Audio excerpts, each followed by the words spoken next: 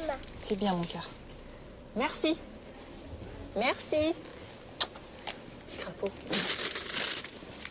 Amy, je lui donne systématiquement de toute façon un morceau de pain quand je fais les courses. Je préfère qu'elle mange du pain que des bonbons et ça m'inquiète pas du tout. Bien au contraire, elle va manger derrière de toute façon. Après des années de traitement pour anorexie et boulimie, Fabienne est aujourd'hui guérie. Elle est mariée et attend son deuxième enfant. Je suis descendue à 49 kilos pour 1m80, donc là j'ai vraiment mis ma vie en danger. Pendant toute l'anorexie, la boulimie, j'ai pas du tout eu mes règles à partir du moment où j'ai arrêté la pilule. Et Lionel, je l'ai rencontré en juillet 2004, la première fois. Même si ça faisait pas longtemps qu'on était ensemble, on parlait beaucoup enfants, construction et tout, on sentait que ça avait été le coup de foudre, donc je pense que si aujourd'hui je m'en suis sortie, c'est un peu grâce à Lionel, quoi.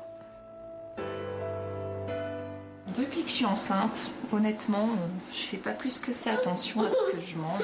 Quand j'ai envie de me faire plaisir, et ben je me fais plaisir. Et qu'est-ce qu'on mange ce midi? Du riz et du poisson? Des tomates en entrée? T'aimes ça, toi, en plus, ces tomates? Un crapaud?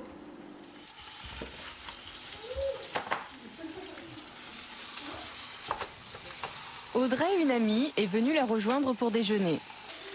Et dans le pour botiner un peu de beurre, pour éviter que ça colle dans le micro-ondes.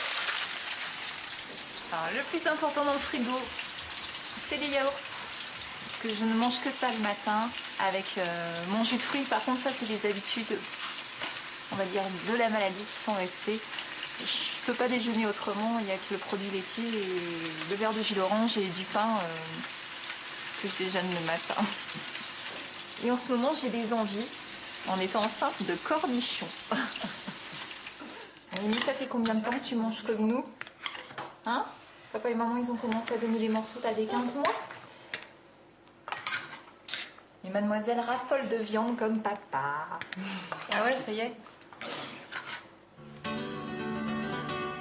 Même si des séquelles de l'anorexie subsistent, Fabienne tient à inculquer à sa fille le plaisir de manger, qui pour elle n'est pas forcément naturel.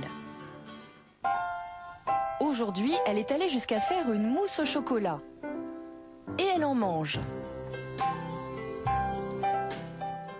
Les canards avec maman, c'est important. Hein. Surtout depuis que le bébé il est dans le ventre. Hein.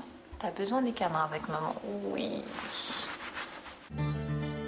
Depuis sa maladie, Fabienne consulte une nutritionniste. Elle a suivi sa première grossesse et continue à la voir une fois par mois.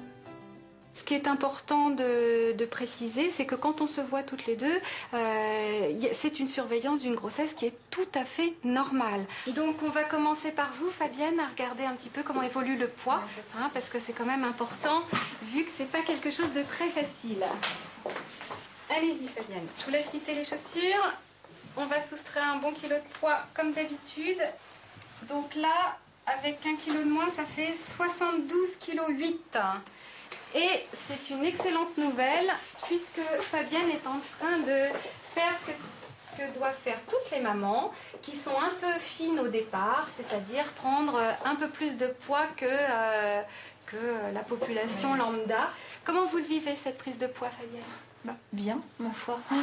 J'étais habituée pour Amy, alors voilà, ça me fait rien pour le deuxième. Il y a plus de sourire hein, quand même que pour Amy, parce que Amy, c'était des grosses angoisses de voir ce corps-là qui se transformait, de voir ce ventre, des angoisses de savoir si vous alliez reperdre le poids. Et en fait, vous aviez tout perdu sans en reperdre plus. Voilà. Donc là maintenant, Fabienne, vous êtes enceinte dans votre 7e mois. Donc il y a une décision à prendre. Est-ce que vous avez réfléchi par rapport au fait que vous voulez allaiter? Pour Amy, j'étais obligée d'arrêter subitement. Donc là, si je peux faire davantage de 3 semaines et demie et aller jusqu'à 3 mois, ce serait Super. L'alimentation, au moment où vous lui donnez à manger, il y a des moments d'angoisse ou maintenant c'est devenu facile et vous savez très bien quoi lui donner à manger? Pour Amy, il n'y a pas de souci. Si elle réclame une deuxième fois de l'entrée ou du plat de résistance, elle est là parce qu'elle a faim, puis elle a le droit de manger la petite. Les mamans qui ont été atteintes de troubles du comportement alimentaire sévères ont parfois des angoisses à manger en présence de leurs enfants. Ça, c'est quelque chose que vous avez réussi à aller à franchir le cap. Aucun problème, on mange tous les trois ensemble et j'insiste sur les repas pour qu'on puisse manger tous ensemble.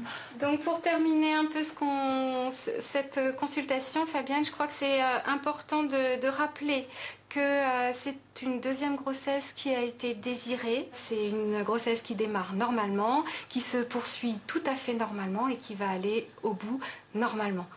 Donc le rendez-vous avec le gynécologue de la clinique, c'est prévu à l'occasion du 8e mois la semaine prochaine. On se revoit comme prévu dans 6 semaines. Et puis après, on se reverra tranquillement, 6 semaines après la grossesse. Et plus tôt s'il y avait des questions sur l'allaitement ou qu'il y avait quelques angoisses par rapport à ça. D'accord ? Emmanuel, en préparant l'émission, vous nous avez dit que vous avez réussi